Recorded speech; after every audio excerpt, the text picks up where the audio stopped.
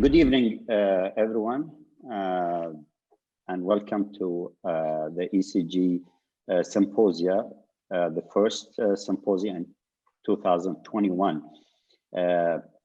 We had this ECG Symposia series back last year and the year before, and we got a lot of positive feedback over the multiple events that we conducted. So this year we're coming with another 4 symposia that will be split and divided across 2021. The same time we will have an acute coronary syndrome series that are separate from the ECG symposia, and also there is a lot that we will share with you. Most of our symposia and educational series will be a case-based series. So the ECG Symposia today is going to be an hour and a half. It's going to be focused, mainly interactive for most of it. At the start, we will have Dr. Sharif Bakir, who is going to share with us an approach to reading ECG. This is going to be very brief. He will do it over, say, 10 or 15 minutes. He will share with you his own approach. Everyone has to have an approach when you're looking at a 12-lead ECG. You build it your own. You can use someone. Dr. Bakir will share with us his own, and we will be using it throughout an hour and a half of our educational activity. After that, I will share with you some cases with an educational points, and then we will move to what we call an ECG drill. So the cases, they will have it a slow pace where we will go over the ECG carefully. And then the drill is going to be fast ones. So we will go over more tracing over a shorter period of time. And then we will finish with a quiz that the group thought of putting a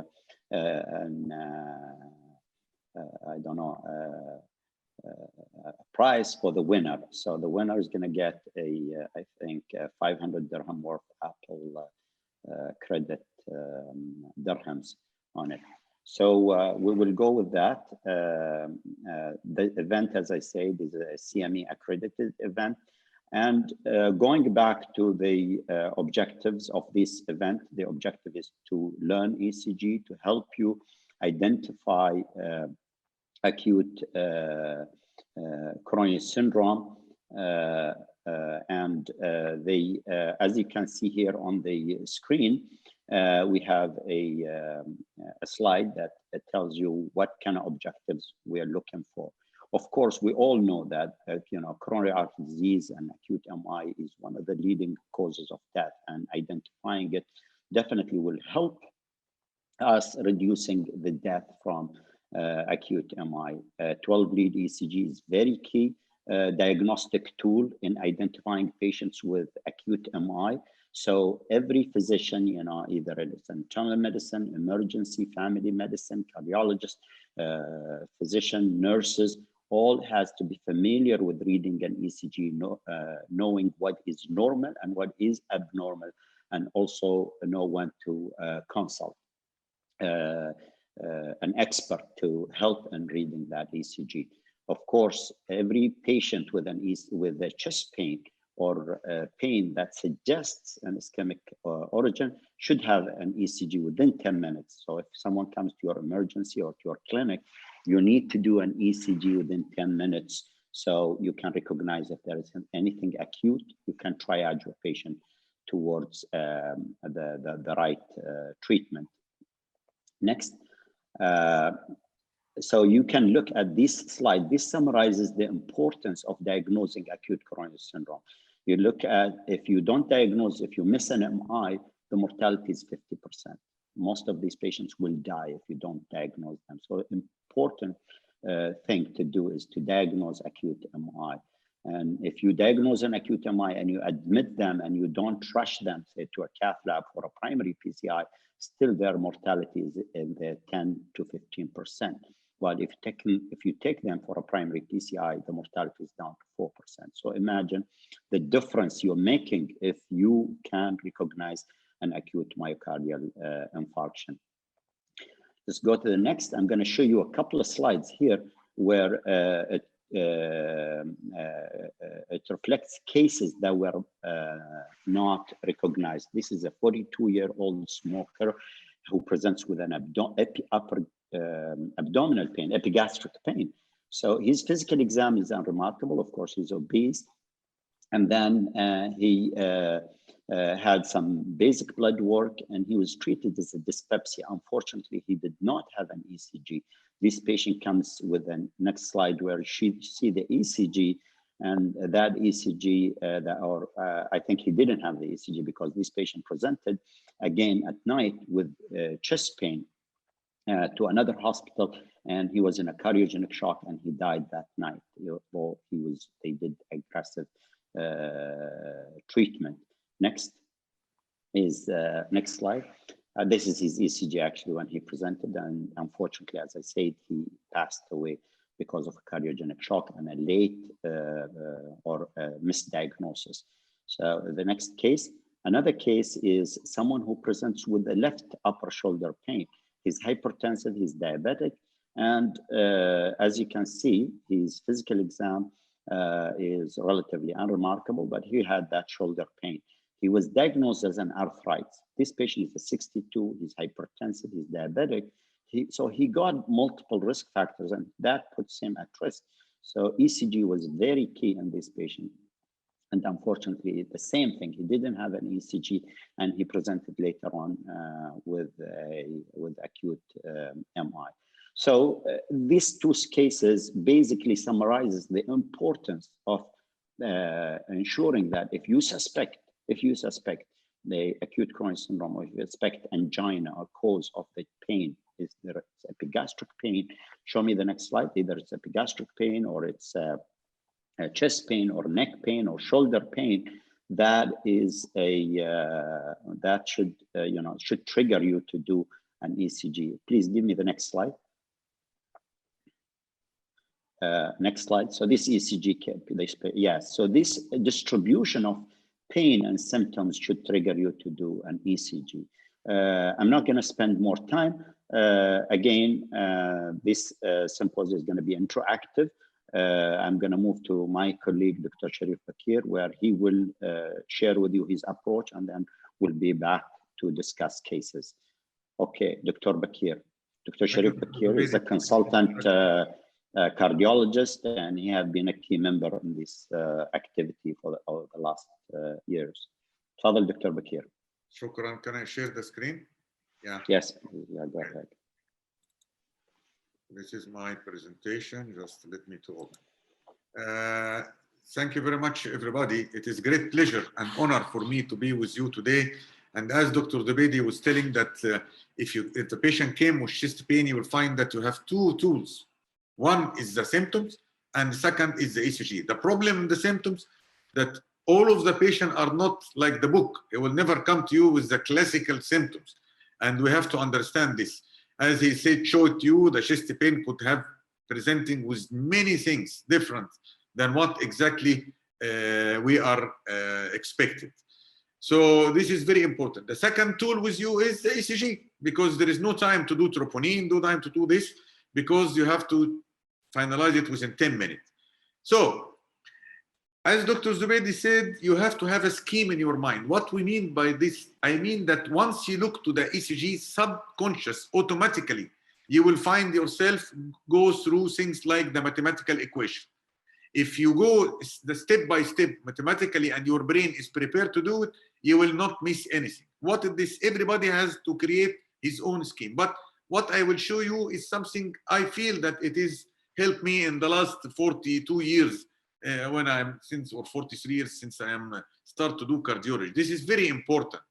Number one, you have to look quickly to the rate, rhythm, axis, interval, and then segment and others. And I will go through this very quickly with you. If you want to put rhythm first, rate first, axis first, whatever, but you should have it automatically in your brain, subconscious. So rate, if you look like this rate, I mean, if we look to the rate, everybody know how to check the rate.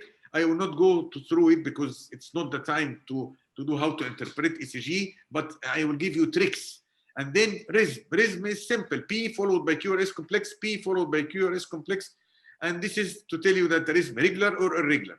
Then conduction pathway. We have to look to the conduction pathway if the patient have PR interval, ST segment, elevation, depression, and the axis, normal axis, right axis, left axis. And we have to understand that in the axis, we have what is called normal axis, lead one AVF, looking upward, praying to God that you understand the ECG. Right axis, when you meet somebody in the street, you check hand with him. This is the right way to see people. Lead one and AVF checking themselves. This is the right axis. And then we'll come to the left axis, lead one and AVF, they away from each other. But this could be normal axis or abnormal axis. Look to V2. If the V2, the R is less than the S, it is different from if the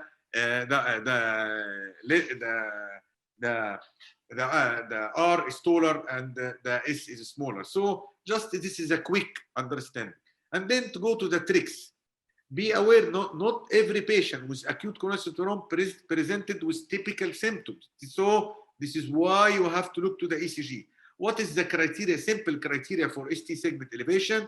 As we said, new ST segment, you have to go to the G point, which is 2 millimeter or 2 small square away from the end of the QRS complex, and look to the ST segment elevation or depression. You have to know that 1 millimeter, it should be 1 millimeter elevation and 2 consecutive lead, and this is applied to the standard lead, and 2 millimeter in the chest lead. Of course, male and female, little bit different, but we have no time for that because Zubeidi want to give more cases. For example, ischemia due to left main, you have sometimes to look to the, this is to know that ischemia to left main. This is very important. If you find AVR, there is ST segment elevation in the AVR, and there are more than 8 lead or many lead with ST segment depression, this is tell you that maybe you are now talking about left main coronary occlusion. This is very serious. So take this. So AVR should be put in your mind when to look to the AVR, but not AVR alone. And you have to look to the other leads. You find ST segment depression. Another important point, remember to when recording additional lead, that if somebody have posterior isolated posterior myocardial infarction, don't be misled by the anterior lead. You have to go to V7 and V9. This is very important to go to the back of the patient. Also another important point, if you are thinking about right ventricular infarction, you have to do V3 right or V4 right. All these are very important because this will help you to understand somebody with inferior lead and in the same time he's in shock. Why somebody is inferior lead to be in shock? Because usually you don't expect that inferior lead, the muscle supply is small. But if they have right ventricular infarction, he will be in hypotensive and shock. And in this case, don't give nitroglycerin. So all this is, you have to look for it. And this is the baseline when to look to the end of the QRS complex, go away, and then 2 millimeter away or 2 small square, and you have to look. Another important point, just also remember, sometimes the peak T wave itself indicating the early minutes of the ST segment of the acute myocardial infarction. So peak T wave should attract your attention. And then if you look to here, the peak T wave, progression of ST, and loss of R wave, and T wave inversion, all this give you the timing of the infarction. Also, we have to know that when you look to the leads, like for example, V6 right, V5 right, and then V1, V2, this is tell you where the location, where is the coronary artery, which coronary artery is occluded. So this is very important. Another important point, as we said, hyperacute, okay, often early. If you are interested with that, some people, some doctor like the names, D winter T wave, Wellen signs, and the pseudo normalization. This is also very important. So D winter T wave, that you find that the T wave with ST segment depression in the precordial lead. This is very important for you. You have to understand this because this is often interpret as ST segment equivalent as it is pericardial lead, left anterior descending, LAD lead. And well in sign that you have somebody with biphasic T wave in V1 to V2 typically, and up-down biphasic T wave. This is very important to tell you multiple disease indicating LAD. Another important thing that I want you to look, if somebody have usually his previous ECG have T wave inversion, and then suddenly now the T wave became normalized, don't be happy. This is a bad sign. This is strongly suggested that this patient now have ischemia. So this is some things we have to think about. Some people like these cartoons. I will not go through it because to tell you some to remember in your mind. Now the QRS waveform nomenclature. This is what is meant by R, what is small r, QRS, QRST, QT. All this is very important to remember it. As I said, we are not in the in the session for teaching how to interpret ECG, but this gives you tip and trick for the myocardial infarction. Another important point, there are very important what is called 10 rules for normal ECG. You have to know like this. The first rule, PR interval should be in 120 to 200 milliseconds, or 3 to 5 small square. Rule number 1. Number 2, rule 2, the P wave should be upright in lead 1 and lead 2 and V2 to V6. This is very important. Rule number 3, the width of the QRS complex should not be more than 2.5 small square. If it is more than 3, this means you are talking about bundle branch. Rule number 4, the QRS complex should be dominantly upright in lead 1 and lead 2. And the QRS complex should be RS in V1, and QR in V6. Because this is tell you sometimes that time, maybe this pain is the patient infarcted 2-3 days ago, and now he came back with re-infarction again. Rule number 5, the QRS and T wave should be all the time have the same general direction. So this is normally, but if somebody have T wave inversion before and normalized now, this is indicate ischemia. Rule number 6, all the lead in AVR should be negative. This is very important. As we said, in AVR can tell you about left main disease. Then we'll have what is called rule number 7. From V1 to V6, it should be small r increasing. And this is very important. Why? Because you know the horizontal. You are looking V1, V2, you are in front of the right atrium, right ventricle, then going to left ventricle, and V6 and V7. All of this give you where your location from the heart. Rule number 7, from V1 to V6, I can be like this. The R wave in the pericardial lead must grow from V1 to at least V4. If you find no failure of progression of the R wave, maybe now the patient start to lose his R wave and start to going into to be Q wave. So this is very important. Rule number 8, the ST segment should be start isoelectric, but this except in V1 and V2. Please think about it. Why? Because it could be normal early repolarization. So not everybody with some ST segment elevation in V1 and V2, you have to diagnose him as acute myocardial infarction. Rule number 9, it is very important. There is no Q wave or only small Q wave less than 1 small square in the leads which you are looking for.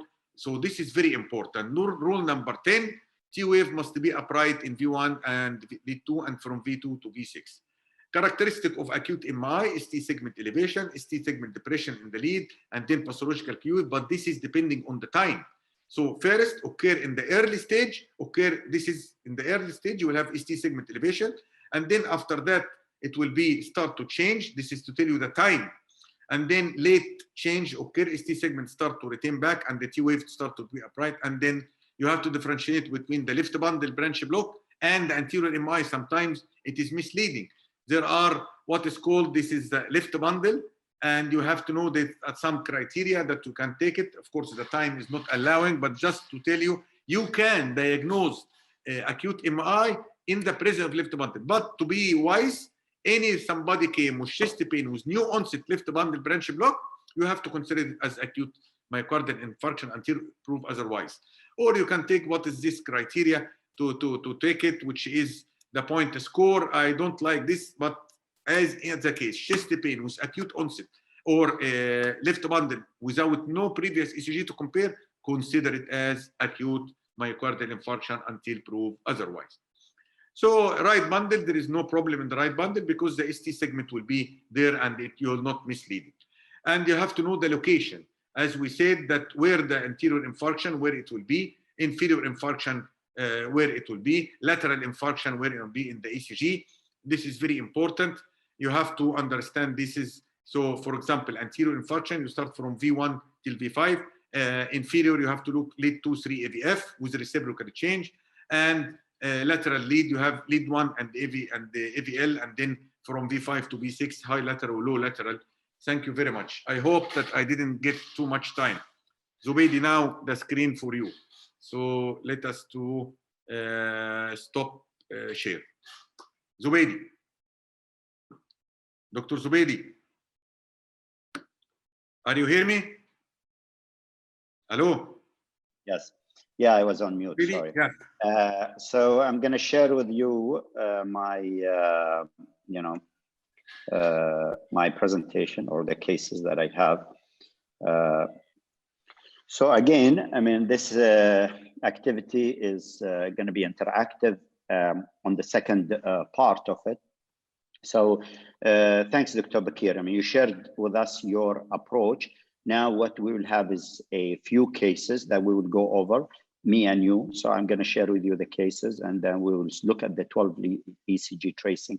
And usually I attach to every case a learning point. Size, please put the screen slide full size. A slideshow. So every case I had for it a a message for our audience. So this is the first case is a 64-year-old male diabetic smoker.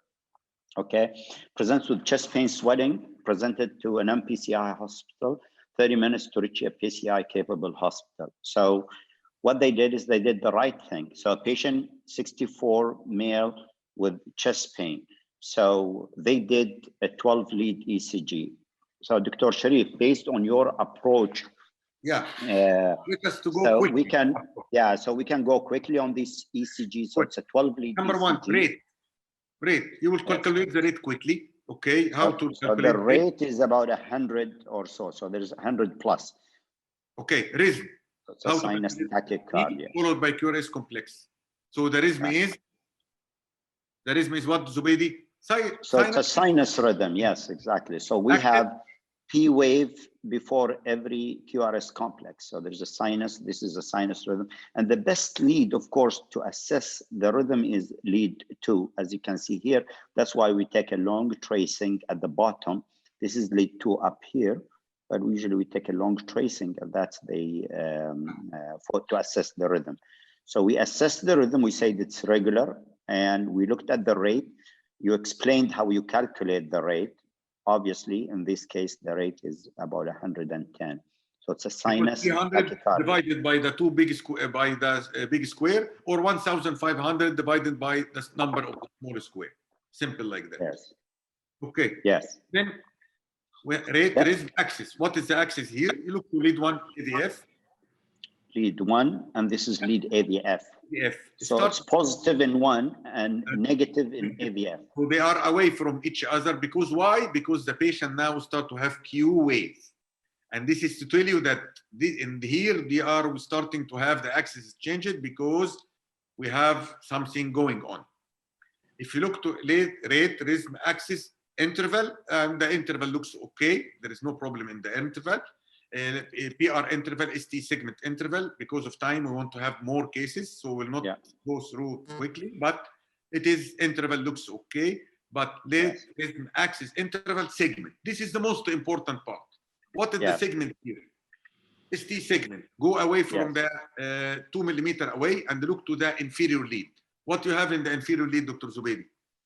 So in the inferior lead, which is, so when we say inferior leads, lead 2, 3, and AVF. Those are the 3 inferior leads.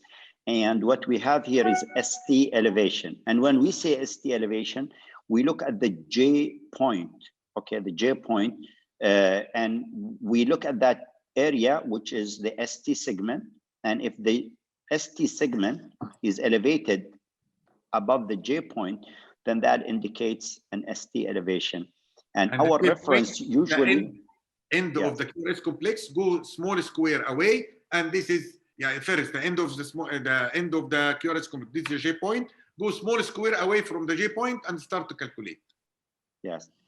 So Dr. Bakir is pointing out to this segment. So after the end of the QRS, you go about 1 square, and that's the area probably. So this is a small square. This is the area.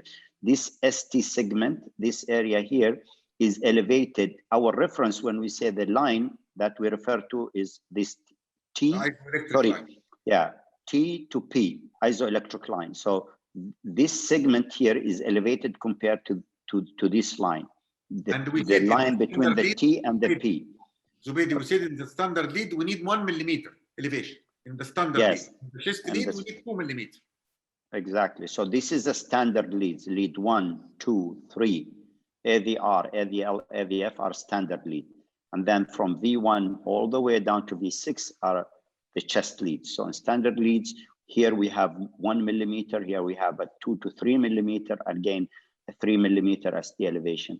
So and that indicates three leads, not only 1 lead. We have to have 3 lead, contiguous lead to say that ST segment elevation, at least 2 leads. So here we have more than 2 leads. So we have lead 2, 3, and AVF, or the 3 leads has ST elevation. Another interesting point in this 12 lead ECG is a dominant R wave in V2 and maybe in V1. That indicates maybe a posterior infarction. Yeah. Yes, a posterior wall involvement. Although, I mean, we do have some ST depression, but it's not dramatic.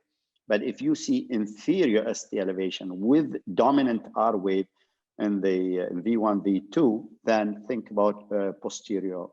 And this is very important to anatomical, Zubaidi. This is to tell you that maybe this is the supply of this, it is wrapping around. This is something we don't know coming from where, from the right coronary or from circumflex, also can give you this. Exactly. This is very important. Also, we have reciprocal change. Can you tell quickly, there is a reciprocal change in the lateral lead. You see ST segment depression. This is very important also. All right. Usually we have ST elevation and reciprocal in the counter and the other side lead, which is so those are the changes you're pointing out to.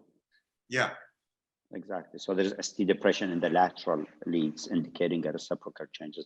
So this patient should be taken directly to the cath lab for a primary PCI to open an occluded artery. So again, as we talked, ST elevation more than 2 millimeter in the chest leads or 1 millimeter in 2 contiguous standard leads is diagnostic of ST elevation. So it's very important to know that more than 2 millimeter in V2, 3, 1 millimeter in the limb leads is diagnostic of ST elevation. Of course, another category of patients that we treat as STEMI is new left bundle branch block, and we will have an ECG that is that reflects such cases.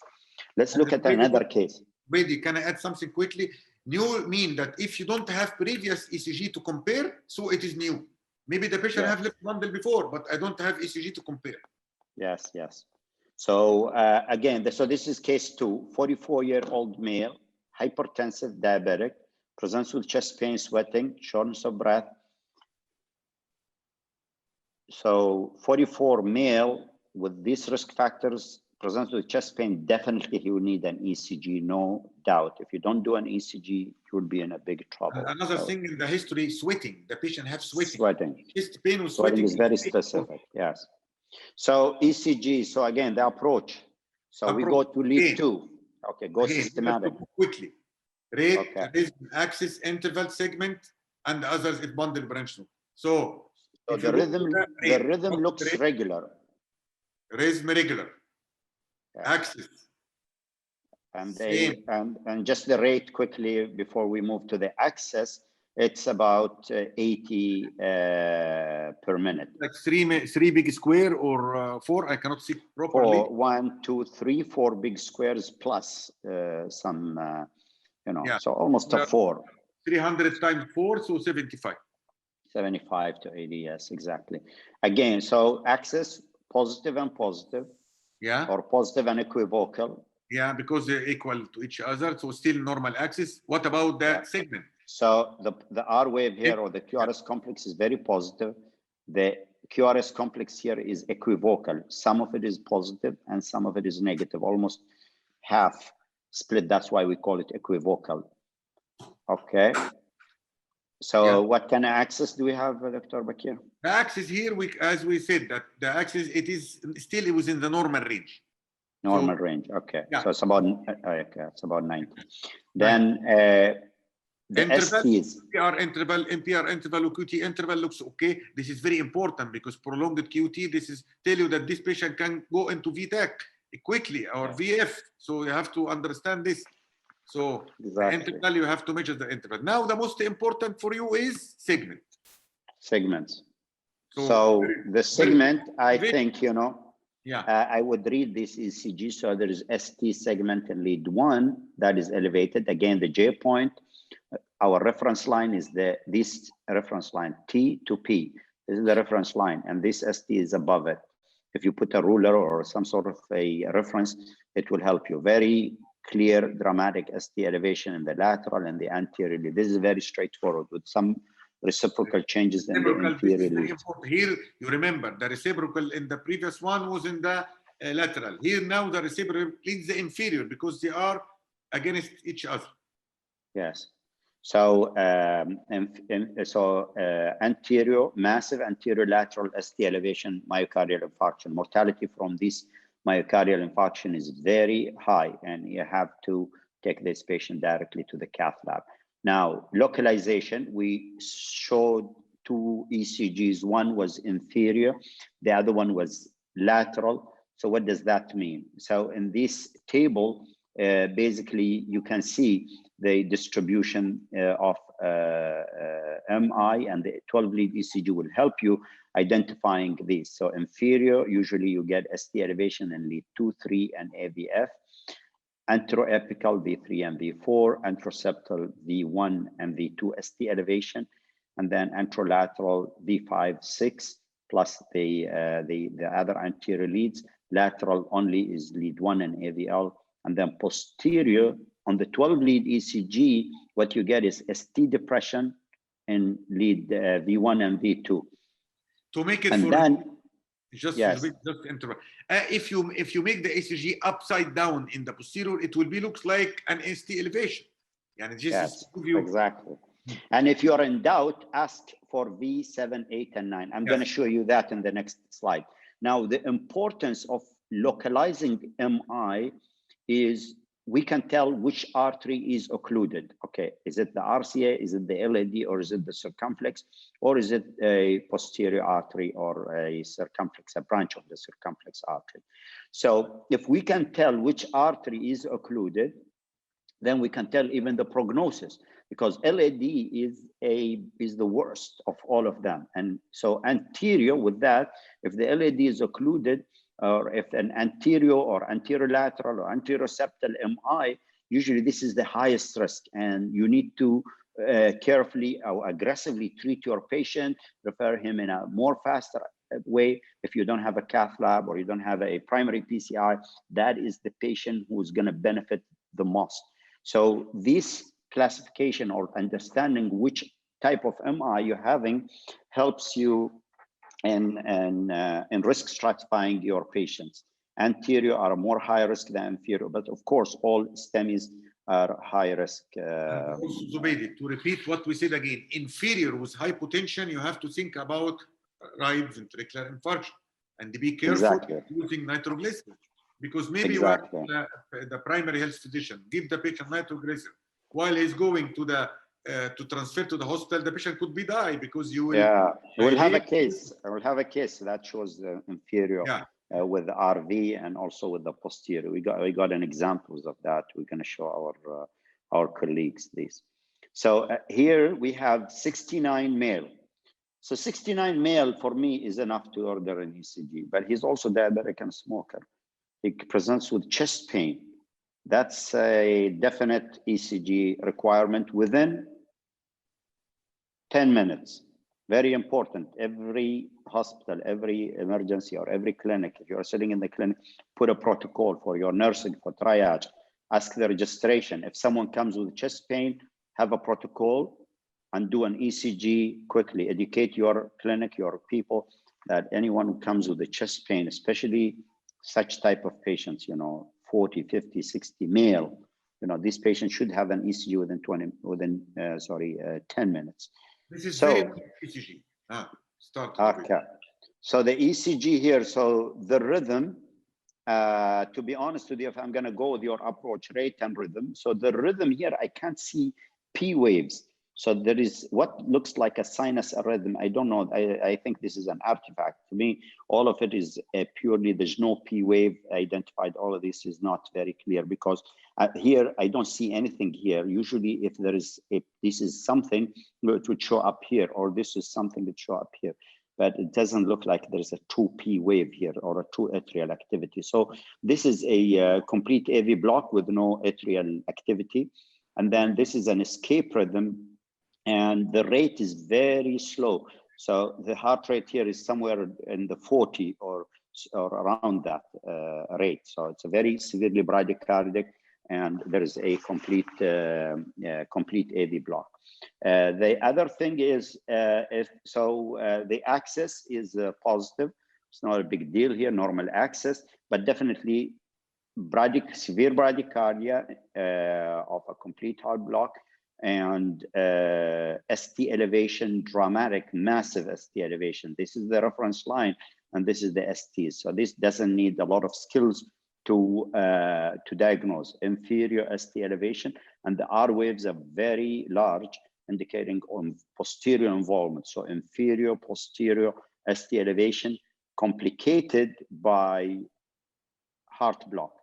This is also, Zubeidi, very important to put it for, we have to mention, where is the blood supply coming from? The SCA node, AV node, it is coming from the right coronary. So you have to expect that some people with inferior MI, they usually can develop bradycardia, and even they can develop conduction abnormality, either permanent or it will be temporary. Yes. So this case is very clear, and this case needs a stabilization. Of course, ABCs, you need to put this patient directly on a monitor because they can arrest so fast. So you need to put them on a monitor. This patient have also to be taken quickly to the cath lab. So yes, he would require a pacemaker, a temporary pacemaker, and open his coronary occlusion. So inferior STEMI, when you see inferior ST elevation, myocardial infarction, you should put in mind some of the potential complications. Sometimes the patient, when you see him, he may not have those complications, but a few minutes later, he may develop those. So you have to put those complications in your mind. 40%, so every 10 patients, 4 of them will have right ventricular infarction, and I'm going to show that to you. RV infarction, of course, is a bad thing, as a prognosis. And usually you have to be careful with nitrates. You have to give them a lot of fluids to support them. Otherwise, they can crash. We don't give nitrate, sublingual nitrate. So if I have an inferior MI, I look for V4R or look at V1, and from the standard lead ECG. If there's ST elevation, then be careful with the nitrates. But RV infarction is known complication of inferior MI. As you stated, Dr. Bakir, the right coronary artery perfuses the sinoatrial node. And heart blocks and bradycardia may occur like we saw in our patients. He went into severe bradycardic arrhythmia. High degree block is very common also. Almost 20% of the patients, they will get either a second or a third degree AV block. Third degree is somewhere in the 5 to 10%, and then the rest would be a second degree AV block. So heart blocks, RV infarction is common after inferior MI, and you have to be careful. You can repeat the ECG if you suspect it. And this is, Zubeidi, what we said, rate, rhythm, axis, interval, others. Others, we are talking about the conductions. Yes, conduction and complications of your ECG can help you identifying the complications of myocardial infarctions. So case 4, 56 years old male, a female, sorry, hypertensive smoker, and a family history of coronary artery disease, chest pain, sweating. That's how she presented. And she is far away from a PCI hospital. Most likely this patient, if she got an MI, we will thrombolize her, but that's her ECG. So, you know, so rhythm rate again, Dr. Sharif. Rhythm rate, axis, interval, and the others. Here, this is showing very two important points. If you go rate, can you comment on the rate, Zubaidi? So the rate, look at the large boxes again. So it's about 3 large boxes. So about 100 when we see, look at 3. And the so this is a rate, and the rhythm looks regular to me with the P wave before every QRS complex. So there's a, you know, there's a P wave before every QRS complex. So this is a sinus rhythm with the rate of about 100. Axis. Rate rhythm axis. The axis, we got a positive deflection and a positive deflection in AVF and lead 1. Lead 1 got a positive. So this is a normal axis to me. Normal axis. Interval, PR or QT? So PRs are okay, you know, and looking at them, but the QT, the same thing. I would not, I'm not so concerned about the QT. But the ST, the segments is elevated again. But in this ECG, the ST segments are elevated in the inferior lead, not here mainly, but these 2 leads, and also involving the anterior leads. You can see here, you know, ST elevation. There's hyperacute T and ST elevation. This indicates an acute infarction, very early presentation. So the patient presented within an hour, I guess, of her chest pain, but definitely she got in anterior and inferior. Her rhythm is a sinus tachycardia, about 100. And this is could be so, the LAD wrap around the inferior. This yes. Is serious. So occasionally we see, or a lot of times actually, we see the MI involving more than a lead. Like this case, more than a region, sorry. We showed you in the early case, anterior, inferior, or anterolateral, or anteroseptal, and so on. This case is anterior, inferior. This is not so common that we see, but we do see a lot of anteroseptal, we see a lot of anterolaterals, we see lateral and inferior, or inferior and posterior, different combinations, different walls involved in the infarction. But this is a more larger MI, anterior, inferior. And as you say, this probably indicates a wraparound LAD. So the LAD supplies the anterior wall, and then it wraps around the apex, and it goes and supplies part of the inferior wall. And this is what this patient had. So this lady developed an occlusion of the LAD that supplies the... just one point. Some of the audience sent it during the chat. They said, what about hyperkalemia? This is not... Yes. And we'll show you, Dr. Zubaidi will show some ECG with hyperkalemia different from this. We may show that, but remember, very important thing when you, and actually I have to emphasize on this, when you are interpreting a 12-lead ECG, you know, the specificity sometimes of the ECG is not very specific. You know, ECG is sensitive in picking up some diagnoses, but you have to interpret your ECG within the clinical context. So this patient, if we go back, you know, 56 female hypertensive smoker, chest pain and sweating, and she walked into the emergency department with chest pain and sweating.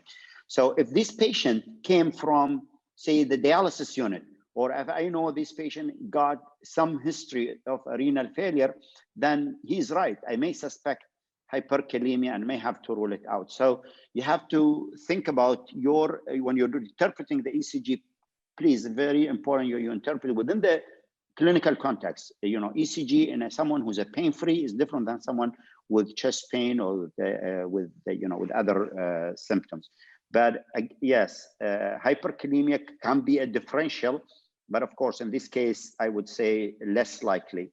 I just thought of emphasizing again on the importance of performing a 12-lead ECG, you know, within 10 minutes of presenting to the emergency, or to the clinic. A lot of patients, we miss them, or we miss the diagnosis, or we delay the diagnosis because of this. You know, the patient comes in, some of them, they have a subtle chest pain or a little, especially diabetic, elderly or female, you know, those ones, they don't present with the typical presentation.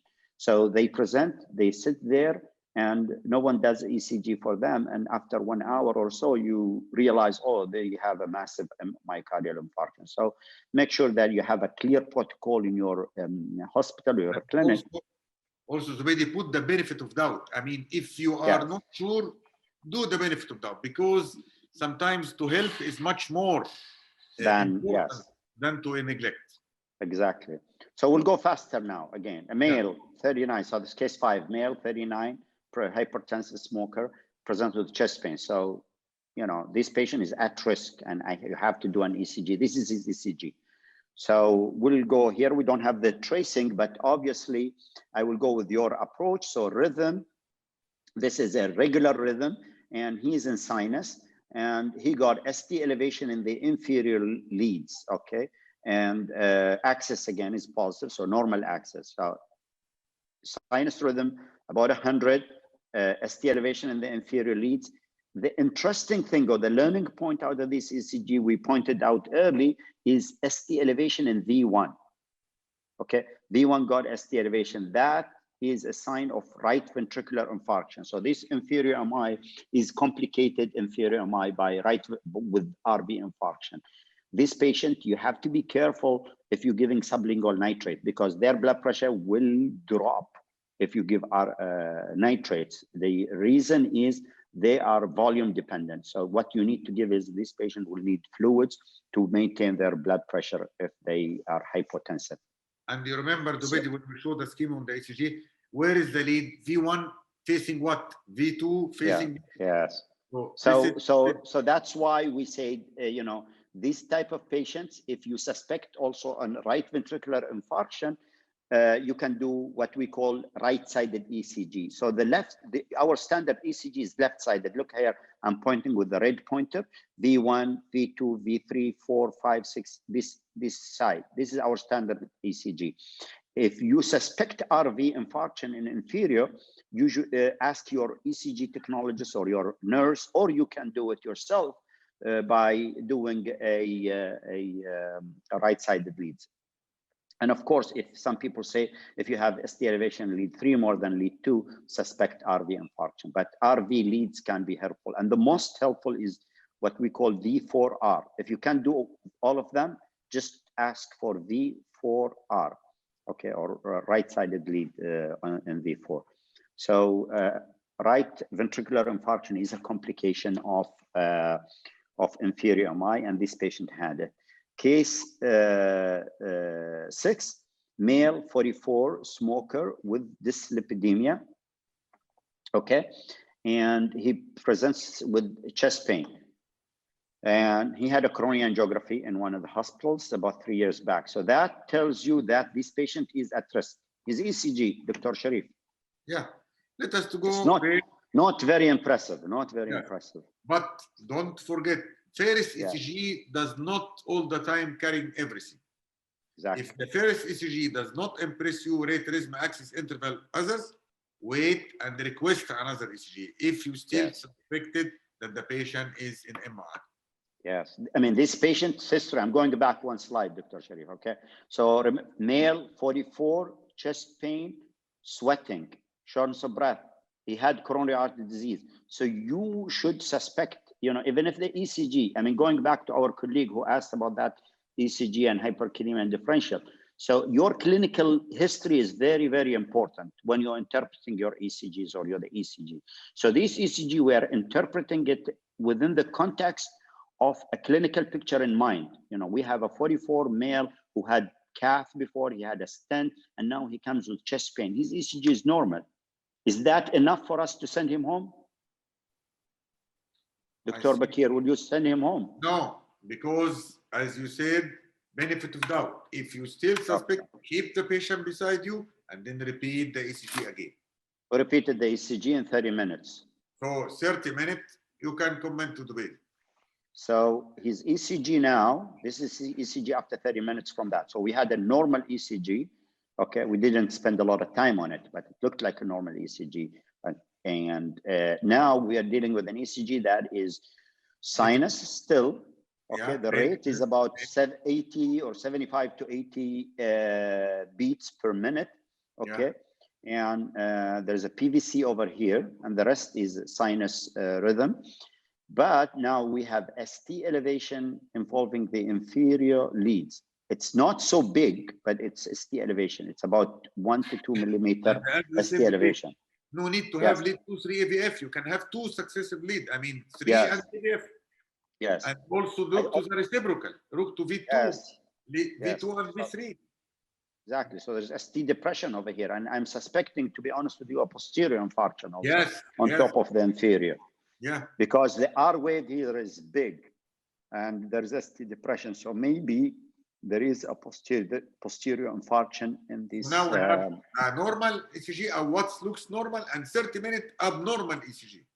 Exactly. So the message here is, you know, look at the patient and believe your clinical sense. And the ECG is important. It helps you, but not all the time. So you have to make sure that you interpret within the clinical context. This take-home message, I thought of sharing it with you to ensure that this is very clear. So this comes, I got this out of the European Society of Cardiology STEMI guidelines. But what they say is ST segment depression or elevation or T wave inversion increase the likelihood that the discomfort is due to angina. However, the lack of these findings, so if you don't see them, these should not rule out angina as a cause of the chest discomfort.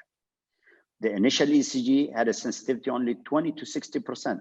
So you will miss about almost half of the patients sometimes, you know, because of if you depend totally on the ECG, let alone merely the presence of coronary heart disease. So normal ECG. Yeah, don't forget the patient when he came after the pain. Somebody came after 10 minutes from the pain, somebody came after 3 hours from the pain. This is exactly, yes, exactly. That's very important. The timing of the onset of the pain. Sometimes the ECG gets abnormal and then it normalizes. You know, the patient gets chest pain and it normalizes. Another ECG, another case, sorry, male 48, dyslipidemia, smoker, positive family history. His father had a coronary heart disease at the age of 50. So he's almost due for a coronary heart disease. He's 48, so if his father had it at 50, most likely he will have it at 50, especially he got all these risk factors. He didn't prevent, he didn't work on himself to save or to keep his coronaries clean. So this is his ECG, okay? So rate again. So we'll start. Scheme should be in your mind. Rate, rhythm, axis, interval, others. So the rhythm is sinus rhythm because there's the P wave before every QRS, P wave before every QRS. And the rate is about, I would say 100. If you look at the large squares, about 3 large squares. So 300 divided by 3 is about 100. And the axis is normal, you know, upward deflection of the QRS complex in lead 1 and also in AVF. So this is the normal axis. Interval? Intervals, I think the PR interval looks okay here, and the QT interval looks okay. Yes, and I mean, of course, now most of the algorithms and the computers will give you the QT interval. So look at it, and I would trust those numbers in most of the time. So PR and QT is, yes, and look at the QTC, corrected QT interval. Now let's look at where the money is in this 12 lead ECG. So we said it's a sinus rhythm, a rate about 100 beats per minute, and with ST depression and lead V1, V2, V3, and V4, and maybe some ST elevation involving some of the lateral leads in V1 and lead 1 and AVL. So the interesting thing here is because of this ST depression, remember we said if you see ST depression here, you should think about posterior. Yes. About posterior infarction. So what do you do if you suspect posterior infarction? You have you can ensure or you can do what we call posterior leads. So that's what they did with this patient. So posterior leads, this leads here, this recording here is not lateral leads, actually. Here, unfortunately, our technologist did not change the labeling here, but this is V7, V8, and V9, okay? V7, V8, so this is what we call posterior leads, and I'm gonna show you the location of these leads. So V4, this is not V4, this is again V7, V8, and V9. So there is now here, those are the posterior leads here, okay? And they show ST elevation. Again, so those are what I'm talking about, V7, V8, V9. So when we suspected ST elevation in the first ECG, again, I'll go back again. So remember, this is the first ECG. We called it A7A, case 7A. So those are the true V4, V5, V6. But we suspected posterior infarction and based on this ST depression here. So we asked our technologist to record what we call a posterior leads. So she recorded this. And there's ST elevation now on those posterior leads. That's what he recorded. He recorded V7, V8, V9. So if you suspect ST depression if you see ST depression in V1 and V3, V1, V2, V3, and you see a dominant R wave, suspect posterior infarction, ask for a posterior leads, and that will help you confirming ST elevation. And then this type of patients should be treated as STEMI, not a non-STEMI, okay? Yeah, so this patient should be treated as ST elevation myocardial infarction, and he should be taken to the cath lab for reperfusion. So case 8, obese female, 53, multiple risk factors, and she presents with epigastric pain. Remember, this is the right context. Someone with multiple risk factors, obese. You remember the diagram that I showed you? Any pain, any discomfort above the umbilicus, all the way to your jaw. Anything in the neck, in the chest, and the umbilicus, in the right context or the right type of patient, that can be a myocardial ischemia, or can be ischemia. So this patient, good for her, they ordered ECG. So epigastric pain still should be, you suspect ischemia. So they did the ECG. What does it show? This is very important ECG now, Zubaidi. Let us to go back. Rate, res, axis, yes. Interval, same. What about the rate here? Regular or irregular? Irregular. Okay. Because, you see here, this is wide distance, this is narrow. So this is wide, this is a bit wide, this is narrow. So there's an obvious irregularity. And if there is any P wave, you can see. I can't see a P wave. I cannot see P wave. So there's absent P waves, maybe a fibrillatory waves. And then what about the rate, rhythm, axis? Axis is okay, no problem. Axis is okay, positive deflection, positive flexion, so normal axis. So this obviously is atrial fibrillation because it's irregular, absent P waves, no flutter waves, nothing there. So atrial fibrillation, and of course, this patient by history got atrial fibrillation. Now let's move to the ST segments. And of course, we don't have a PR to look at. We don't have a QT we have the QT, which looks okay, but we go direct to the STs. And obviously she got some subtle ST elevation over in the inferior leads, very subtle, but it makes you suspect maybe an infarction. Also in the lead one, and maybe an infralateral. And again, maybe posterior, so infralateral and posterior. Look at this ST here. It's elevated, صح? Yeah. Dr. Bakir. Yes. Here, it's not so elevated, but the pattern looks like an ST elevation. Here, it's ST elevation. And then the pattern in the inferior lead makes me suspect an ST elevation. It's not so high, but it makes you suspect. So lateral, definite. We're sure that there is a lateral infarction. Inferior, the pattern looks... And the posterior MI also, because we want yes, and posterior. Here we didn't do a posterior leads, but this raises the suspiciousness of a posterior infarction, which sometimes goes, with the right coronary or with the circumflex. And also if you have a large atrial fibrillation, this is because sometimes they develop atrial infarction, and this could be the because of the right coronary artery. Yes, And remember, I'm going to show you how often we have this complication. This comes from one of the documents, the Euro intervention, and they looked at the occurrence of arrhythmias in STEMI patients. So how often do we get arrhythmias during STEMI?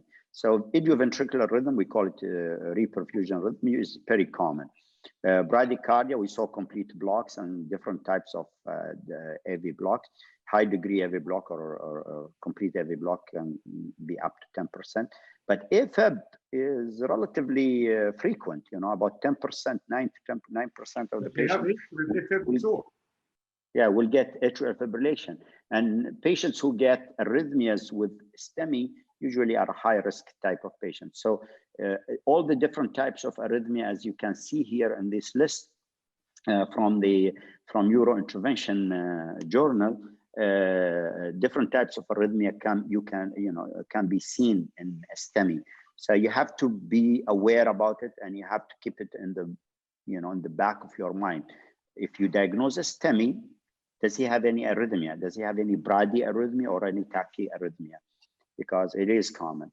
Case 9, male, 56, presents with chest pain. I'll go quick here, unfortunately. So yeah. This is his ECG. Rate, rhythm, axis, interval again. Start to be again.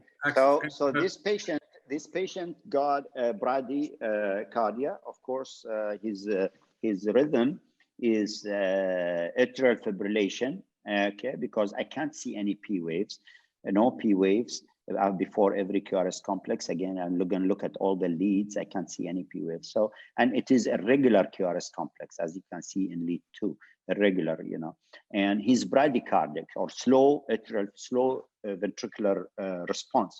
So AFib, slow ventricular response, and then I can't comment much on the STs because the QRS complex is very wide, which indicates a left bundle. The pattern is left bundle branch block. The axis, interestingly, is still within the normal because it's upright here. So it is a left bundle branch block with a slow ventricular response. So this patient had atrial fibrillation, left bundle branch block, presents with chest pain. I think myocardial infarction should be ruled out. This is her ECG a year before. So they looked at her ECG, they went into the records, and her ECG 1 year before, there was no left bundle branch block. Now she got left bundle branch block. 1 year back, she was in AFib. Yeah, AFib. She was in atrial fibrillation, but now this left bundle branch block is new. So very important, if you have the record for the patient who presents with left bundle branch block, if you can look at the old ECG, that's great. If you can't find an old ECG, then you treat them as new left bundle branch block. And also, that's what the guy. Zubeidi, usually when somebody develops acute atrial fibrillation, usually it is rapid. It is unlikely to develop acute atrial fibrillation with a slow rate. This is also something you have to ask yourself, why somebody with atrial fibrillation and a slow rate. Exactly. So the guidelines says, those are atypical ECG presentation for MI, left bundle branch block, some ventricular paced rhythm, if the patient got a pacemaker, sometimes it's difficult for you to diagnose myocardial infarction. Isolated posterior, we talked about it, where you have to do posterior leads, V7 to V9, and then ischemia due to left main. Sometimes it presents with ST depression and ST elevation in AVR, and you talked about that, Dr. Sharif. Last ECG in the cases, 45 male, presents with chest pain, and he was brought by the ambulance. So what does he have? So I'm going to go quick on this. So rhythm is regular. Yes. You got a sinus, a P wave before every QRS complex. The axis is almost normal, maybe normal. A bit leftish, but it's still within the normal. And then what we have is ST elevation in the anterior leads. This looks like a right bundle branch block because there's a QRS R and the V1, V2. So right bundle and ST elevation. The message I'm trying to pass here to you, to our colleagues, is ST elevation in the setting of right bundle branch block still can be diagnosed. So if you have someone with the right bundle branch block, still you can see ST elevation. The ECG criterion right bundle branch block, including the following is QRS duration more than. Summarized, right bundle does not mask the infarction, the ST elevation. Yes, yeah, it's not like left bundle branch block. Yeah. So unlike in the presence of left bundle branch block, myocardial ischemia and infarction can be detected on ECG when a right bundle branch block is present. So I think I'm going to stop here and then and move forward to the interactive part of our session. Interestingly, I don't know if we have a lot of I think questions, Dr. Sharif, and the question answer. So I don't know, either we go to that or we keep it to the end because you have a very good collection of ECGs. So I'm going to go quick on the drill. So we call the drill, the point of it is not for us not to spend a lot of time on it. We want you to look at it, and we want to see how much skills you have and how much skills you gain. Slideshow. So, slideshow.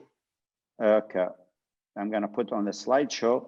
So now this part of the activity, we want people to interact and tell us what they think and select. There's a poll by the control room.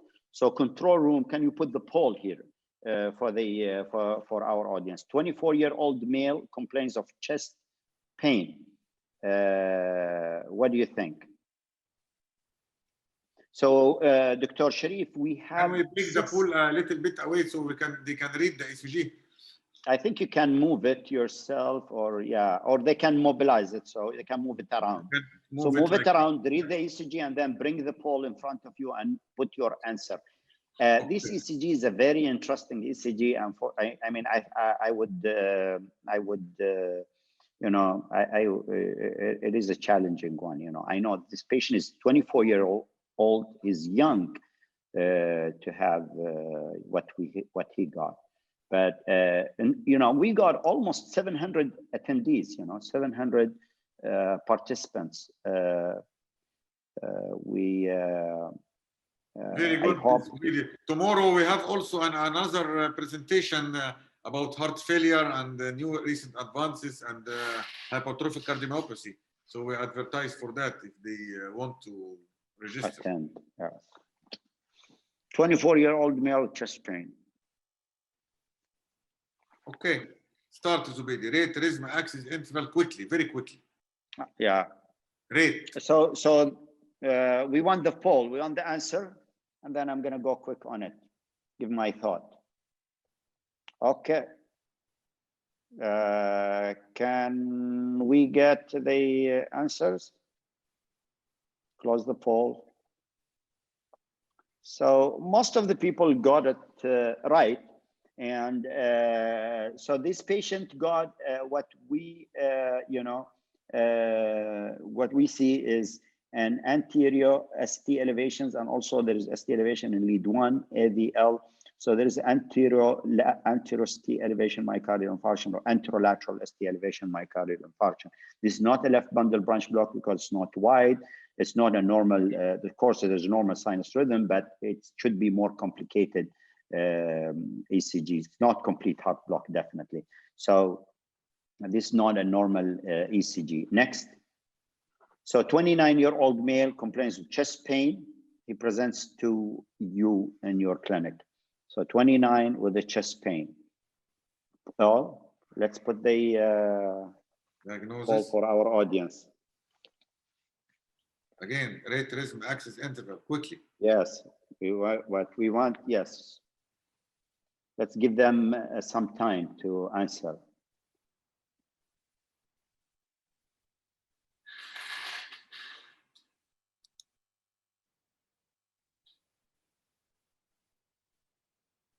So, okay. Well, our colleague in the control room, give it 30 seconds or so, and then show us the results, so we can show more tracings.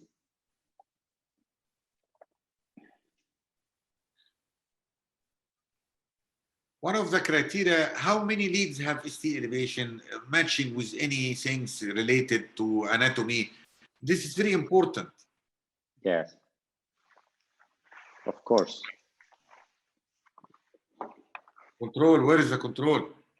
Show us the results. Very difficult ECG, and I can understand the dilemma here. So this patient, of course, I mean, we are, you know, we have the luxury of knowing these cases. So don't feel bad if you don't get it right. Huh? So this patient got a sinus rhythm. His axis is normal, and his rhythm is normal. But then he got ST elevation in lead 1, lead 2, and the inferior leads, also in the lateral leads and the anterior leads. So this patient is for differential. So the way we look at them, sometimes if we're suspecting a chronic disease, of course, I mean, young age doesn't go with ischemia. A lot of diffuse ST elevations doesn't go with ischemia. Unlikely all the coronary artery will close at the same time, yeah. It is unlikely. Exactly. We show you on the table, you know, those are the inferior leads, RCA is occluded. If it's inferior lateral, then maybe a RCA with or circumflex with obtuse marginal. If it's anterior, then the anterior leads, or the anterior leads, then it's LAD. But if you're having ST elevation in all the regions, anterior, lateral, inferior, then depression. Yes, of course. I mean, yeah, there is PR. This is the PR interval, and it's depressed. So this ECG most likely is, you know, I would say, in a retrospect, also it's a pericarditis. And if you're not sure, you know, if you're in a small clinic or in a place where you don't have all the equipment, I would suggest that you refer the patient to a place where he gets a better assessment. Sometimes echo helps us in these patients. We do an echo, we see all the walls moving nicely, so it's not infarction, because if all the walls, if the anterior wall or the inferior wall is moving, then unlikely this is a myocardial infarction. So we can tell this is a pericarditis. So if you didn't get it right, don't feel. If you didn't get it right, don't feel bad. This is a pericarditis. Also, there is a good thing that the distribution of the answer is all matching. And you find nearly all the same inferior, anterior. Does this mean that most of this is because of the ST segment elevation everywhere?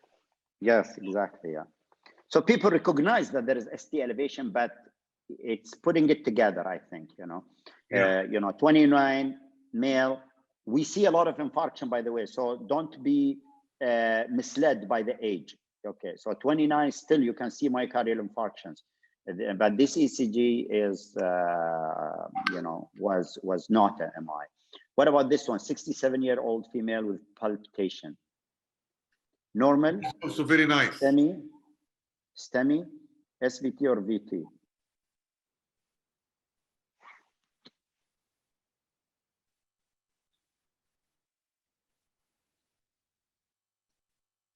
Thirty seconds.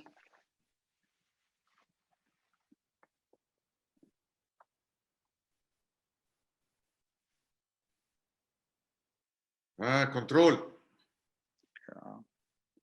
30 seconds. خلهم ياخذوا راحتهم الناس يا شريف، انت تضغط عليهم عشان the more the time will have نحن قاريين الاي سي جيز قبل، ف don't you know, more cases. We need to do more cases, but at the same time we need to take some time to go over them, to get our colleagues to see them.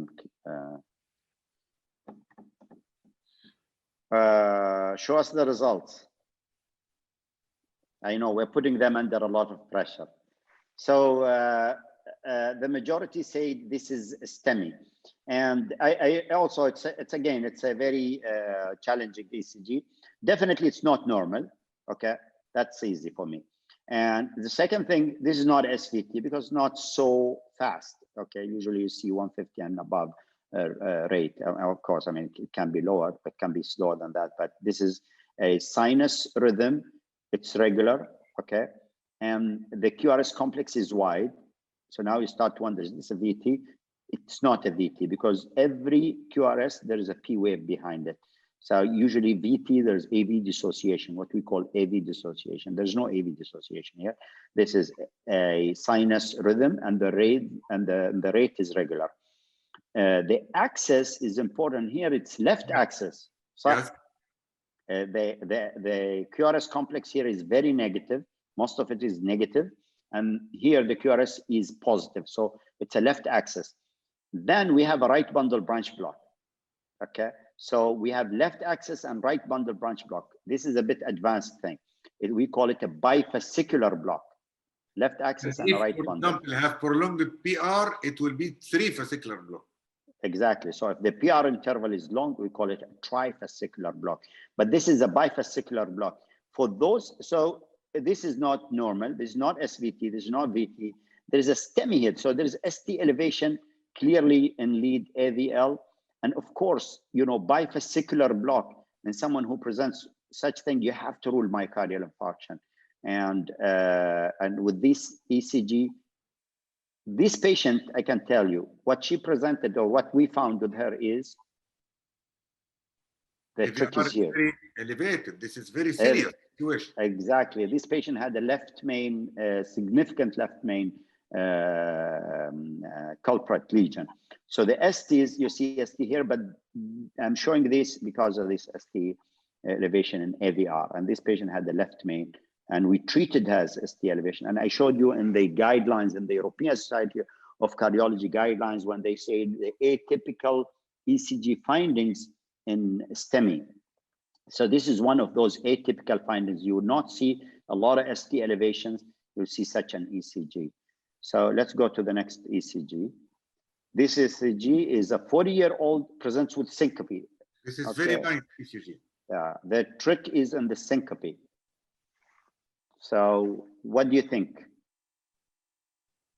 On the, of course, we said rate, rhythm, axis, interval. I think the ECG here will be simple because the first time to mention the name. Yes, a bit tricky, but you know, I would not also blame people if they don't get it. Yeah, because it's not so common, but it's something that we see, and sometimes we treat them as a STEMI. So I'm giving them the clue. Sometimes we treat this patient, they come, we take them to the cath lab, and then we you know, we don't find anything. We find the coronaries are patent. We have about 700 people online. I hope we have, we want more people to participate. So answers. So actually I'm impressed. Most of the people got it. So 75% of those who shared in the poll got it right. So 75% of our by the way, one in the chat, he said Brugada type 1. Actually, the Brugada himself now, they said Brugada. Forget about type 1, type 2, type 3. Now, Brugada or no Brugada? So this patient, again, go by the usual approach. So it's sinus rhythm and it's regular. So sinus and regular rhythm. And the axis is normal axis, positive in lead 1, positive in AVF. That's normal axis. And then we have what looks like an ST elevation in V1, V2, V3, and a right bundle branch block pattern. So this pattern, when you see such a pattern, is the patient comes with chest pain or so, we occasionally we treat them as a STEMI, or we don't get it early. And I remember throughout my career, we had about 3 patients that, you know, we took them to the cath lab because they presented with chest pain. You know, this patient presented with syncope. Those presented with chest pain, we thought it's a STEMI, and they go to the cath lab and we find the normal coronaries. But this patient was a Brugada. Remember that not all ST elevation, the message out of this such ECGs, not all ST elevation is a myocardial infarction. So if you see ST elevation in the on the ECG, it's not all myocardial. So MI is the most common or the most life-threatening, but it can be pericarditis, can be early repolarization, it can be Brugada, and it can be other things like pulmonary embolism or even pericarditis and so on. And then Brugada or, will do the Brugada lead, and then we do Ajmalin test, and then this is to go to the knee. Exactly. So this is arrhythmia, and some of these patients, they may need an AICD or a defibrillator to prevent sudden cardiac death. This patient can present with a sudden cardiac death. This is because some of the colleagues asking about ICD indicated or not. No, we don't diagnose ICD just from the ECG and the syncope. I mean, we have to, there is the Ajmalin test and the Brugada criteria, and this is to be seen by the EP. Because exactly. Here, unfortunately, we're not you know, we don't have the time to discuss the clinical Brugada, with, you know, we're specifically addressing the ECG findings. But of course, I mean, you know, these patients needs to be taken seriously. Usually, my practice, I send them to arrhythmia specialist or electrophysiology and get them to take care of them to decide if they want to put a defibrillator or not, how to treat them, and so on. 40-year-old male with chest pain. Who want? Can we put the poll there? Normal. Yes. So is this the normal? Is it AFib with STEMI? Is it a STEMI only, or is it sinus arrhythmia? STEMI. Where is the STEMI? Which location is? This is very important. Rate, risk, axis, interval. You will not miss it. Yeah. We got.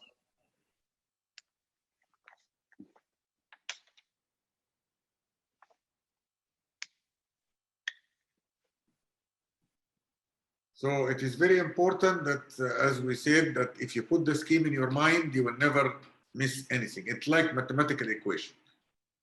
Go step 1, step 2, step 3. It will lead you to the end of the. You will get to the diagnosis at the end. Yes. Where is the answer? Yes, show us the answers. Yeah. Yeah, excellent. So it is AFib with, you know, ST. with S. Yes, exactly. So it's AFib with ST elevation, myocardial infarction. So obviously it's ST elevation in the inferior leads. And by the way, don't be misled by some P wave. And look, if you look to the second beat in the lead 2, for example, it looks like a P wave. Does not mean that because some of the patient, some of the colleagues, they wrote in chat query sinus. No, this is atrial fibrillation. Yes. Next, of course. So the next is a 7-year-old male with palpitation.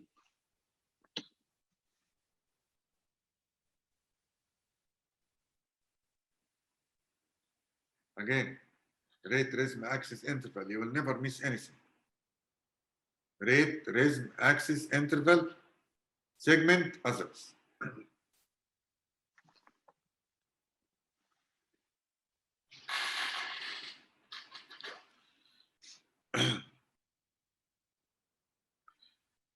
Rate, look to the rate, regular, irregular, rhythm, P wave, no P wave, axis, normal, right, interval, the PR interval, QT interval, segment, ST elevation, depression, others if there is bundle branch or no bundle branch. Yes. Okay? Yeah. Result. Excellent. Yes. Exactly. So this is inferior ST elevation with AFib.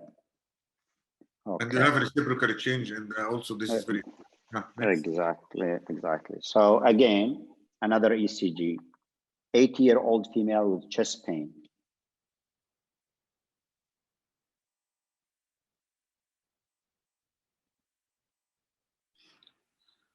As we said that all the time, rate, rhythm, axis, interval, and the problem. Sorry. No, what happened? Yes. Yeah. You will find the problem if with the bundle branch block left bundle, what to do is there is acute MI or no MI, there is some criteria you have to get it. Yeah.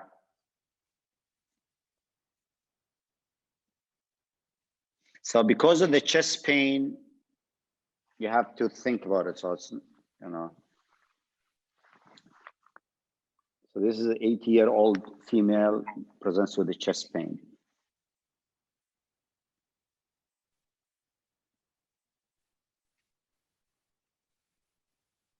And also the most important, as we said, usually look to the, when the left bundle, look to the ST segment elevation. If it is more than one big square, this is criteria, this is a score for that. But because of time, we didn't talk about it. Okay. Answer. Answers. Okay, excellent. So most of the people got it. We think it's left bundle branch block. You need to rule out the STEMI because the patient had a chest pain. Another ECG.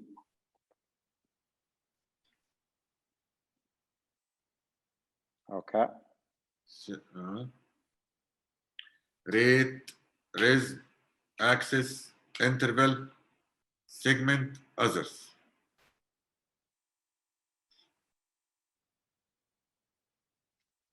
Yes.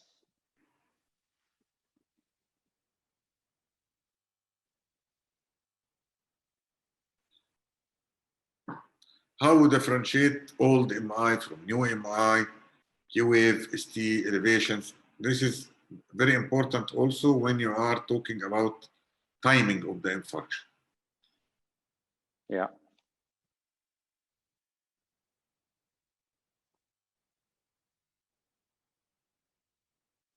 So the results. So yes, so we think, yeah, we believe the, this is a more fresh MI because of the ongoing chest pain. So you got the STs, the Q waves are deeply inverted, and there's ST elevation involving all the anterior leads, and the Q waves are so deep and the STs are up. If you have this same ECG, but the patient with no chest pain and told you, doctor, 3 days ago or 4 days ago, I was having epigastric, severe epigastric pain of sweating, I didn't came, something like that. Here also you have to put, and everything should be in the context because now we have Q wave, and the Q wave take time a little bit, but this tell you that maybe he came late to the hospital, but still in chest pain, you have to deal as an acute MI. I mean, yeah, this is I mean, this ECG indicates an acute or recent infarction. Yeah. Definitely not a very, very acute, the first 2, 3, 4 hours. Usually we see these patients, such ECGs, hours or the next day or the third day post myocardial infarction. And then, of course, the pain have to take action. Definitely. We'll go to the ECG 9. So 63 male with chest pain. This should be quick. I mean, we showed this one early, and now we're showing it in the drill. So we give only a few seconds and show us the results. Rate, rhythm, axis, interval, segment. Yes. And the others. Results.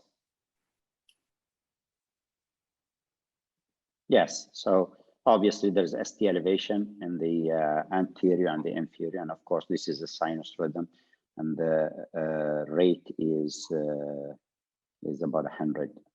What about this one? 37-year-old with chest pain.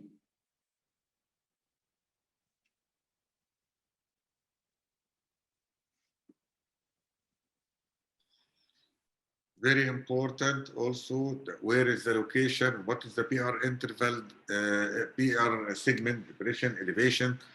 All this is very important.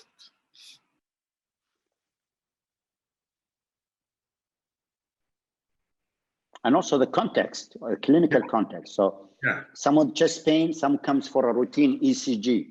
If someone comes for a routine ECG, you may call it normal. Someone comes with chest pain, you do an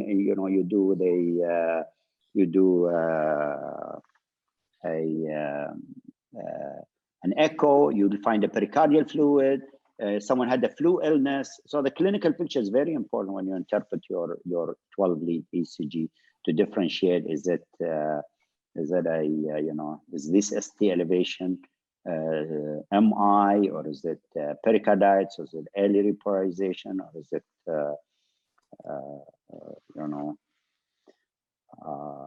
aneurysm? or pulmonary embolism, It's very and so important. on. Somebody after Yeah. 2 weeks from ST segment still have ST So, segment patient, you are talking about yeah. any. So 50% of the responders thought this is a pericarditis. What do you think, Dr. Sharif? I'm telling you, this is have to be put in the context, yes, because you have to look to how many leads, which Yes. area covering by the lead, if there is PRN, depression or not. Yeah. So this, so if this patient again comes to you, but in a asymptomatic, you may look at it in a different way. But definitely, I mean, this is ST elevation that's diffuse, inferior and lateral leads with the chest pain. So the next step would you do is echo. Echo, and cardiac enzymes, of course, can help you if there's a pericardiomyocarditis. Direct to a place where they can do the echo, and if need to do take him to the cath lab quickly. Yeah, of course. I mean, if there's a STEMI, but definitely this most likely is going to end with some sort of a benign type of etiology, not a myocardial infarction. So the final answer. So yes. I mean, of course. I mean, I believe this case was a pericarditis. You know, yes. And as most of the audience thought. So I think we'll end here.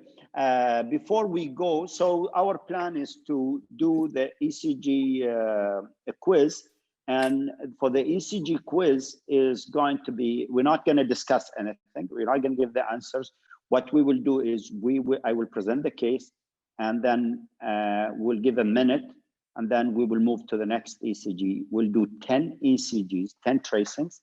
And then after that, we will get the answers, the highest score and the fastest response.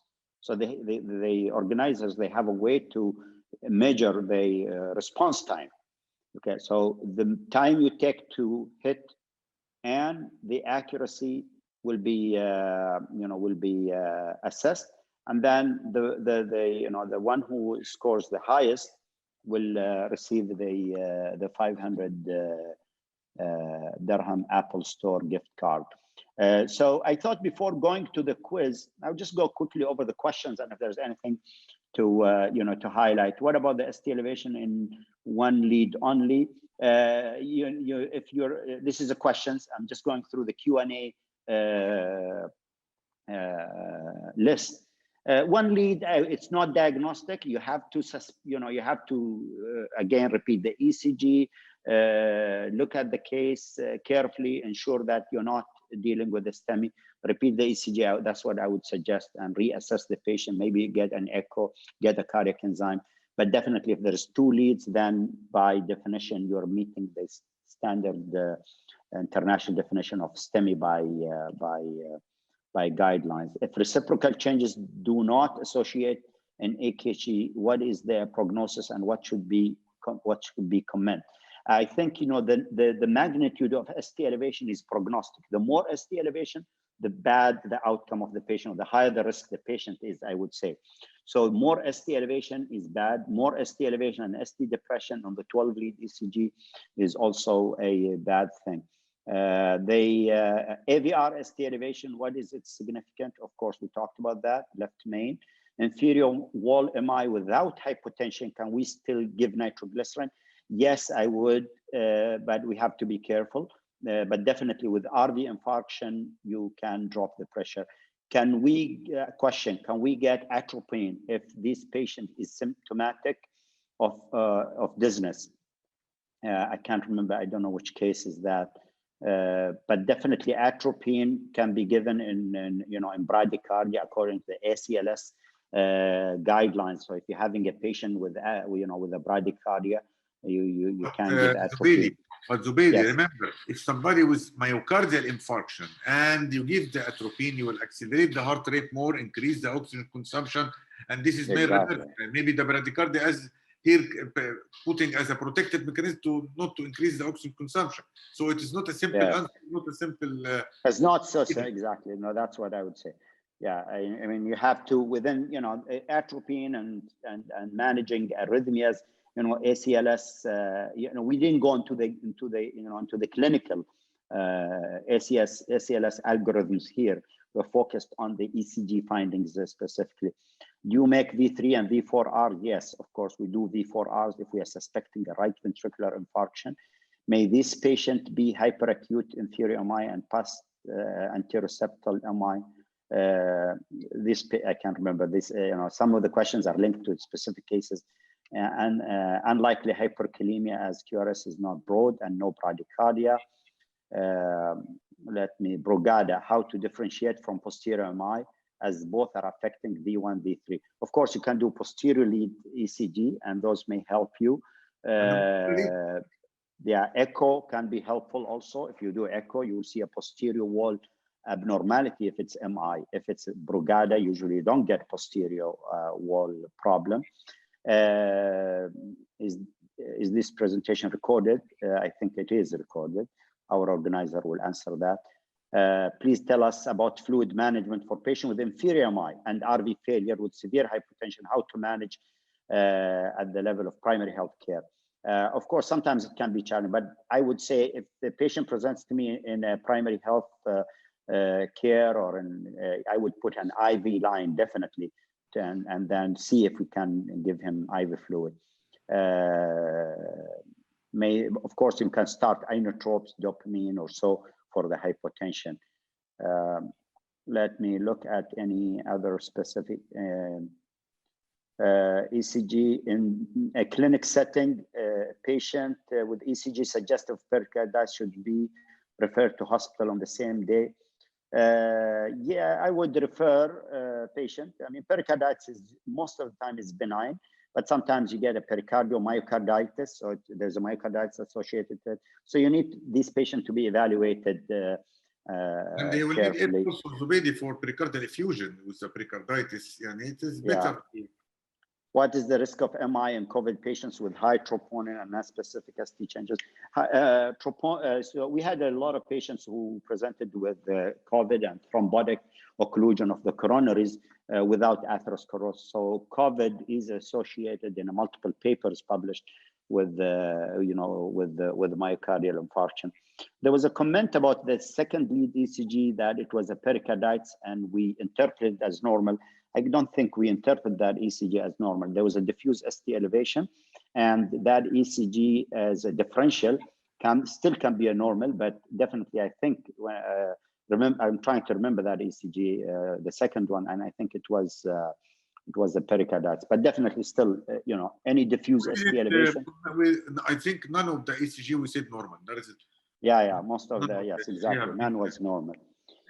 And maybe someone here that we said normal. Maybe we said it can be normal, but with diffuse ST elevation, sometimes we see it in a normal settings. You investigate and everything is normal. But so it is, it can be, you can see it in a normal, or it can be a normal variant.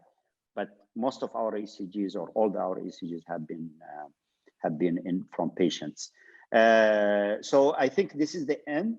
Now we will go to the quiz, and I don't know if they yes, okay, or the exam. We call the exam. So the exam, so the way it's going to work again, every ECG is going to be 1 minute. Okay, everyone try to answer. We're not going to push you to rush first. The accuracy is more important than the timing, but if we get some or many people who got it all correct, then the next will be who did it in a faster. And then unfortunately we cannot analyze the results live, so we have to get we're going to get the results later on. If you follow us on Instagram, I think our colleagues, the organizer, Dr. Nadia, and the team, they have it on Instagram, and they can they will announce there only the person who got it all right. They will not announce any others, and they will call him before that to to ensure that he's happy, he's okay with the announcement. Well, but definitely he will, definitely he will get the prize. And I will ask also them to get us the right answers in public, So let's go with the exam and then we will close, okay? To the exam. We're keeping our, our audience too long. I'm gonna go quiet now.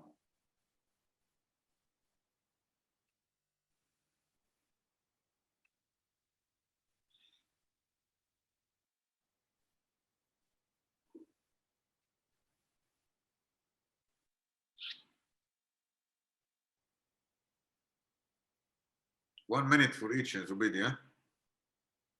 Yes. The control is gonna manage the time.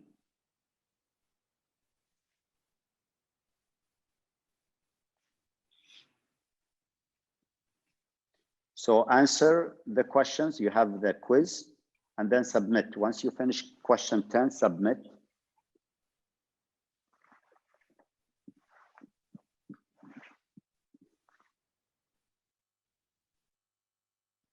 Watch the time. So every ECG is 1 minute.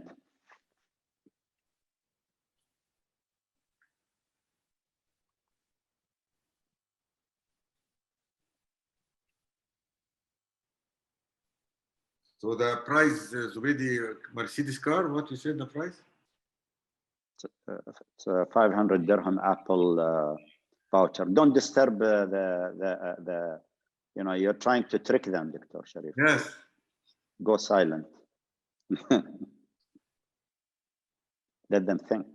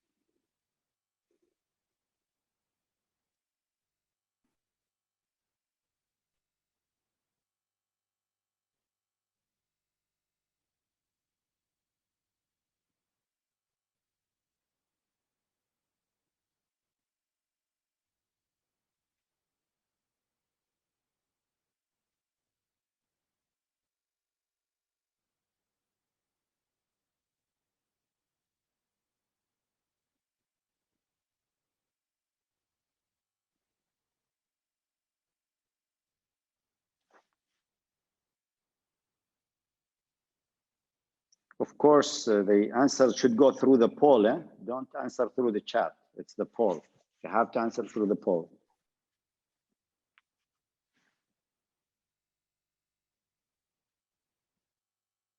Some people I see sending through the chat.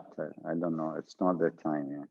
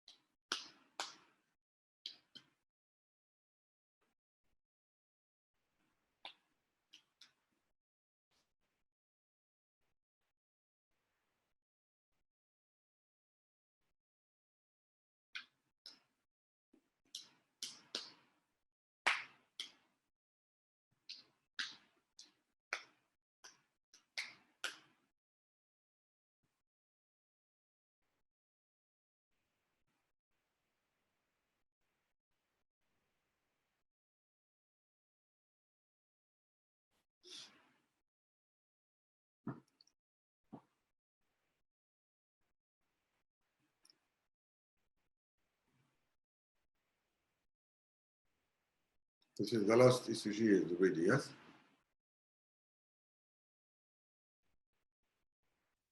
Yes, doctor.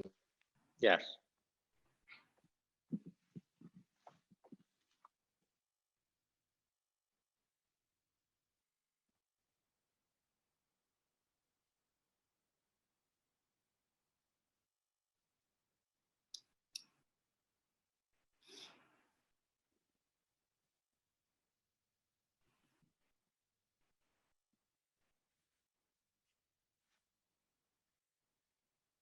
So please submit your results on the poll.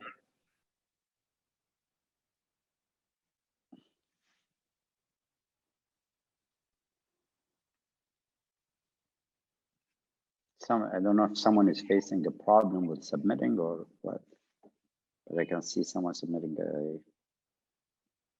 finding a challenge in submitting. We are done, doctor. Excellent. Okay, so just let's make sure that everyone submitted his answers. Some people says I see someone says I could not submit the last ECG. The question was confusing. Okay, I know some of the ECGs, unfortunately, they're confusing. I know, but there is a learning. I mean, as we said, ECG is sometimes not very specific. It's within the clinical context.